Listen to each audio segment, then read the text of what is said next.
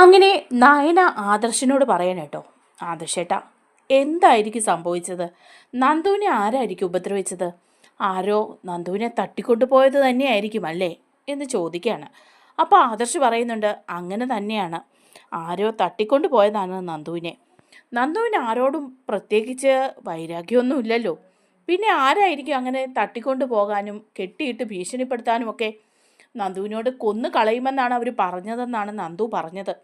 അപ്പോൾ നയനയും പറയാണ്, ആരായിരിക്കും ആദർശേട്ടാ ഇത്രയധികം ശത്രുതയുള്ളത് നന്ദുവിനെ തട്ടിക്കൊണ്ടു പോകാനും കൊല്ലാനും ഒക്കെ? അപ്പോൾ ആദർശ് പറയുന്നുണ്ട്, അത് കുറച്ച് ഗുണ്ടകളാണ്, അല്ലാതെ വേറെ നന്ദുവിൻ്റെ ഫ്രണ്ട്സോ അങ്ങനെ മറ്റാരോ അല്ല.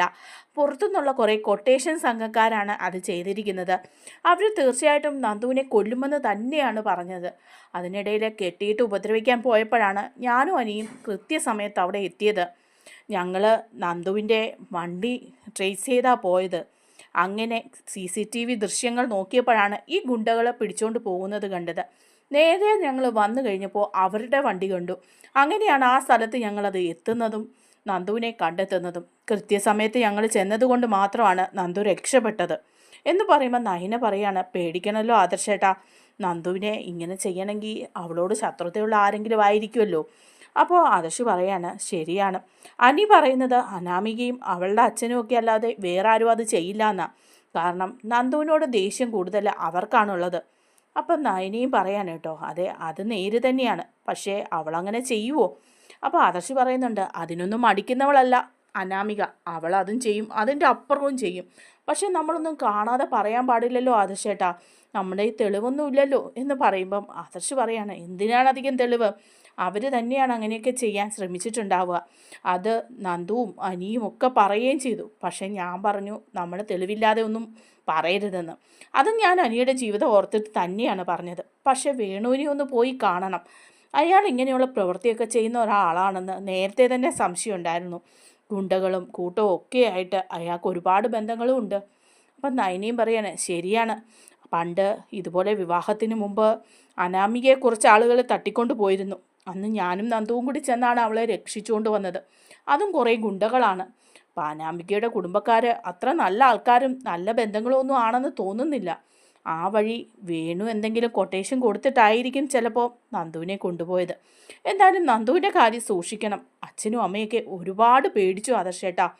അപ്പോൾ ആദർശ് പറയാണ്, ശരി തന്നെയാണ്, വേണുവും കുടുംബമാണ് അത് ചെയ്തതെങ്കിൽ അവരെ വെറുതെ വിടാൻ ഞാൻ പോകുന്നില്ല. എന്തായാലും തെളിവൊന്നുമില്ല, പക്ഷെ ഞാൻ പോയി വേണുവിനെയും ഒക്കെ ഒന്ന് കാണുന്നുണ്ട് എന്ന് പറയുകയാണ് കേട്ടോ. അതിനുശേഷം അനന്തപുരിയിലെത്തുന്ന ആദർശിനോട് അനി പറയുന്നുണ്ട്, അതെ ആദർശേട്ടാ, നന്ദുവിനെ തട്ടിക്കൊണ്ട് പോയത് അനാമികയും അവളുടെ അച്ഛനും ഒക്കെ തന്നെയാണ്. ആ കാര്യത്തിൽ ആദർശേട്ടന് ഒരു സംശയവും വേണ്ടെന്ന് പറയാം. അപ്പോൾ ആദർശ് പറയുന്നുണ്ട്, അനി നീ അങ്ങനെയുള്ള രീതിയിലേക്കൊന്നും കടന്ന് ചിന്തിക്കണ്ട. നിൻ്റെ ഭാര്യയാണ് അനാമിക, അതുകൊണ്ട് തന്നെ ആവശ്യമില്ലാതെ ഇങ്ങനെ ഒരു തെളിവില്ലാതെ ഓരോന്നും വ്യാഖ്യാനിക്കുന്നതിൽ തെറ്റാണെന്ന് പറയാണ്. അപ്പോഴേക്കും നവ്യ അങ്ങോട്ട് വരികയാണ് കേട്ടോ. നവ്യ ചോദിക്കുന്നുണ്ട്, എന്താ ആദർശേട്ടാ, നന്ദുവിനെ എന്താ സംഭവിച്ചത്, എന്താ ഇവിടെ ഈ സംഭവിക്കുന്നതൊക്കെ? ആകെപ്പാടെ നമുക്ക് പേടിയാവുകയാണല്ലോ. അപ്പോൾ ആദർശ് പറയാണ്, അതെ ശരിയാണ്, ഇവിടെ ചില സംഭവിക്കാൻ പാടില്ലാത്ത കാര്യങ്ങളൊക്കെ ഇപ്പോൾ സംഭവിച്ചുകൊണ്ടിരിക്കുന്നതെന്ന് പറയുമ്പം നവ്യ പറയാണ്, ഒട്ടും സംശയിക്കേണ്ട, ഇത് ചെയ്തിരിക്കുന്നത് ആ അനാമികയാണ്, അവളുടെ വീട്ടുകാരും ചേർന്നിട്ടാണ്. അവളിപ്പം പിണങ്ങി അവളുടെ വീട്ടിൽ പോയിരിക്കുകയാണ്. അന്ന് നന്ദു അവളെ ചവിട്ടിയതിന് പകരമായിട്ടായിരിക്കും ഇങ്ങനെ ചെയ്തത്. അവൾ പല പ്രാവശ്യം വെല്ലുവിളിക്കുകയും ചെയ്തു, എന്നെ അവൾ തല്ലിയിട്ടുണ്ടെങ്കിൽ അവൾ ഇതിന് ഫലം അനുഭവിക്കുമെന്ന്. അപ്പം നന്ദു തന്നെ ആവുമല്ലോ ആദർശേട്ടാ ഇത് ചെയ്തത്. അക്കാര്യത്തിൽ സംശയമൊന്നും വേണ്ടെന്ന് നവ്യ പറയുക. അപ്പോൾ ആദർശ് പറയുന്നുണ്ട്, അക്കാര്യം ഏകദേശമൊക്കെ ഒരു തെളിവായിട്ടുണ്ട്, പക്ഷേ നമ്മളൊന്നും പറയരുത് നവ്യെ എന്ന് പറയുന്നുണ്ട് കേട്ടോ. അതിനുശേഷം ആദർശ് ദേവയാനിയുടെ അടുത്തേക്ക് ചെല്ലുമ്പം ദേവയാനി വീണ്ടും കരൾ കൊടുത്ത കുട്ടിയെക്കുറിച്ചിട്ടുള്ള കാര്യമാണ് ചോദിക്കുന്നത്. അപ്പോൾ ആദർശ് പറയാണ്, അമ്മേ ഒരു കാര്യം അറിഞ്ഞിരുന്നോ, നന്ദുവിനെ നയനയുടെ അനിയത്തി നന്ദുവിനെ കുറച്ച് ആളുകൾ കൂടി കിഡ്നാപ്പ് ചെയ്തുകൊണ്ട് പോയി. അവർ ഒരു ഗോഡൗണിൽ കൊണ്ട് കെട്ടിയിട്ടിരിക്കുകയായിരുന്നു. ഞാനും അനിയൊക്കെ കൃത്യസമയത്ത് ചെന്നതുകൊണ്ടാണ് അവളെ രക്ഷിക്കാൻ പറ്റിയതെന്ന് പറയാണ്. അപ്പോഴേക്കും ഉടനെ തന്നെ ദേവയാനി പറയാണ്, അത് അവരുടെ കുടുംബ മഹിമയാണ്, അവളുമാരൊന്നും അത്ര ശരിയല്ല, അതുകൊണ്ടല്ലേ ഇങ്ങനെയൊക്കെ സംഭവിക്കുന്നത്. വേറെ ആരെയും ഇങ്ങനെ തട്ടിക്കൊണ്ടൊന്നും പോകുന്നില്ലല്ലോ, നന്ദുവിനെയും നവ്യ നയനിയൊക്കെയല്ലേ ഉള്ളൂ, അത് അവരുടെ കുടുംബ മഹിമ കൊണ്ടാണ് അങ്ങനെ സംഭവിക്കുന്നത് എന്ന് ദേവയാനി പറയുമ്പോൾ ആദർശ് പറയാണ്, അമ്മ കണ്ണടച്ചിരുട്ടാക്കാതെ പലർക്കും അവരോട് ശത്രുതയുണ്ട്. അവരാരുമാണ് ഇങ്ങനത്തെ കടുംകൈ ചെയ്തതെന്ന് പറയുക.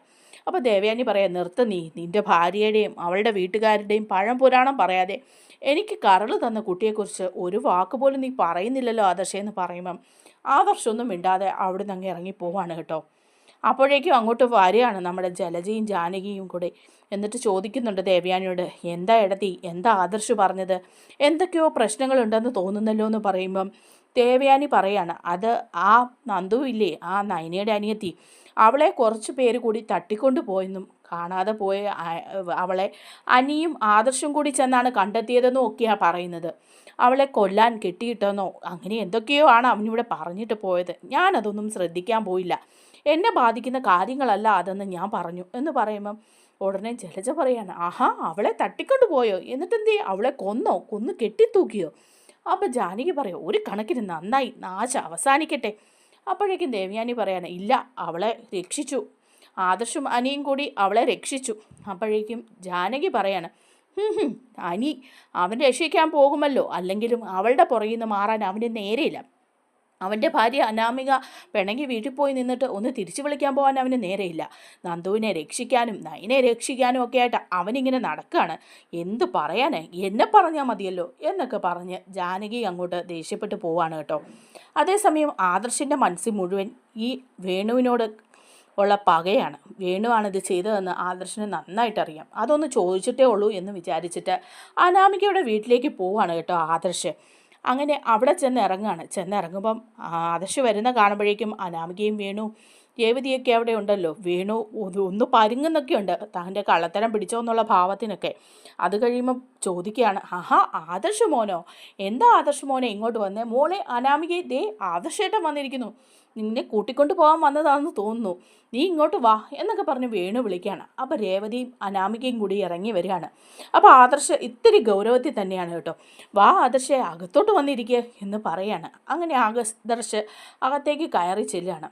അത് കഴിഞ്ഞ് അനാമികയോട് ചോദിക്കുന്നുണ്ട്, അനാമികയെ ഞാനൊരു കാര്യം ചോദിക്കട്ടെ, നീ അനിയുമായിട്ടുള്ള പ്രശ്നത്തിലല്ലേ പിണങ്ങി ഇവിടെ വന്ന് നിൽക്കുന്നത്? നിനക്ക് നന്ദുവിനോട് ശത്രുതയുണ്ടെന്ന് ഞങ്ങൾക്കറിയാം. കാരണം അന്ന് അവിടെ വെച്ച് നയനെ നീ തള്ളിയിട്ടപ്പോൾ നന്ദു നിന്നെ അടിച്ചെന്നുള്ളത് സത്യമാണ്. ആ ദേഷ്യവും ശത്രുതയൊക്കെ നിൻ്റെ മനസ്സിലുണ്ടെന്ന് എനിക്കറിയാം. അതുകൊണ്ട് ഞാൻ ചോദിക്കുകയാണ്, നിങ്ങൾക്ക് ആർക്കെങ്കിലും ഇതിൽ പങ്കുണ്ടോ? നന്ദുവിനെ കുറച്ച് പേര് കൂടി തട്ടിക്കൊണ്ടുപോയി കൊല്ലാൻ ശ്രമിച്ചു, അതിൽ നിങ്ങൾക്ക് പങ്കുണ്ടോ എന്ന്. അപ്പോൾ വേണു പറയാം, അങ്ങനെ ഒരു കാര്യമൊക്കെ ഉണ്ടായോ? ഇതിപ്പോഴും ഞങ്ങൾ അറിയുന്നത്, നന്ദുവിനെ തട്ടിക്കൊണ്ട് പോയിരുന്നു. എന്നാലും അത് ആര് ചെയ്ത ആദർശേ? അപ്പോൾ അനാമിക പറയാം, അവളെ തട്ടിക്കൊണ്ട് പോയെങ്കിൽ അതൊരു കുഴപ്പമില്ല, അവളുടെ കയ്യിലിരിപ്പ് അത് തന്നെയാണ്, അതുകൊണ്ടാണ് അതൊക്കെ സംഭവിച്ചത്. അപ്പോഴേക്കും ആദർശ് പറയാം, അനാമിക ദേ ആവശ്യമില്ലാത്ത കാര്യങ്ങൾ വീണ്ടും വീണ്ടും പറയരുത്, നിന്നോട് ഞാൻ ചോദിച്ചതിന് മറുപടി പറയണം. നിനക്കോ നിൻ്റെ വീട്ടുകാർക്കോ ഈ കാര്യത്തിൽ എന്തെങ്കിലും മനസ്സറിവുണ്ടോ എന്ന് എനിക്ക് അറിയണം എന്ന് പറയാം. അപ്പം ഉടനെ വേണു പറയാം, ഞങ്ങൾക്കൊരു മനസ്സറിവുമില്ല, ഞങ്ങൾ ഇങ്ങനെയുള്ള കാര്യം ചെയ്യുമോ? കൊണ്ട് എന്തെങ്കിലുമൊക്കെ അങ്ങോട്ടും ഇങ്ങോട്ടും പറയുന്നല്ലാതെ കൊട്ടേഷനൊക്കെ കൊടുത്ത് നന്ദുവിനെ തട്ടിക്കൊണ്ട് പോകാൻ മാത്രം മണ്ടന്മാരാണോ ഞങ്ങൾ? അത്രയ്ക്ക് ശത്രുതയൊന്നുമില്ല ആദർശേ ഞങ്ങൾക്ക്. എൻ്റെ മോള് കാണുമ്പോൾ എന്തെങ്കിലുമൊക്കെ ദേഷ്യം വരുമ്പോൾ പറയുമെന്നല്ലാതെ അവൾക്ക് അങ്ങനെയുള്ള ശത്രുതയൊന്നും നന്ദുവിനോടില്ല. പിന്നെ അനി എപ്പോഴും അവളുടെ പുറകെ നടക്കുന്നതുകൊണ്ടുള്ള മനപ്രയാസം മാത്രമേ ഉള്ളൂ. അപ്പോൾ ആദർശ് പറയാണ്, എനിക്കത്ര വിശ്വാസമൊന്നുമില്ല ഈ കാര്യത്തിൽ. അനിക്കും അതുപോലെ നന്ദുവിനും എല്ലാം അനാമികയാണ് സംശയം. അതുകൊണ്ട് എന്തെങ്കിലും കൈ നിങ്ങൾക്കുണ്ടെന്ന് ഞാൻ അറിഞ്ഞാൽ അന്നത്തോടു കൂടി അനാമികയുടെ അനന്തപുരിയിലെ പൊറുതി തീരും. അനി ആ നിമിഷം തന്നെ അനാമികയെ ഉപേക്ഷിക്കും. ഇപ്പം തന്നെ അവൻ അനാമികയെ വേണ്ടാന്ന് പറയാണ്. ഞങ്ങളൊക്കെ കൂടിയാണ് ഈ ബന്ധം വഷളാകരുതെന്ന് പറഞ്ഞ് പിടിച്ചു നിർത്തിയിരിക്കുന്നത്. ഇനി വേണുവിനോ അതുപോലെ തന്നെ അനാമികയ്ക്കോ ഇക്കാര്യത്തിൽ എന്തെങ്കിലും ബന്ധമുണ്ടെന്ന് അറിഞ്ഞാൽ ആ നിമിഷം അനാമികയും അനന്തപുരി തറവാടും തമ്മിലുള്ള ബന്ധം അവസാനിക്കും. ഓർത്തോണം. മാത്രമല്ല എല്ലാവരും എണ്ണുകയും ചെയ്യും എന്ന് ആദർശ് താക്കീത് കൊടുത്തിട്ട് പോരുകയാണ് കേട്ടോ. നമ്മുടെ വീഡിയോ ഇഷ്ടമായ ലൈക്ക് ചെയ്യാൻ മറക്കല്ലേ. ചാനൽ കൂടി ഒന്ന് സബ്സ്ക്രൈബ് ചെയ്ത് സപ്പോർട്ട് ചെയ്യണേ. താങ്ക്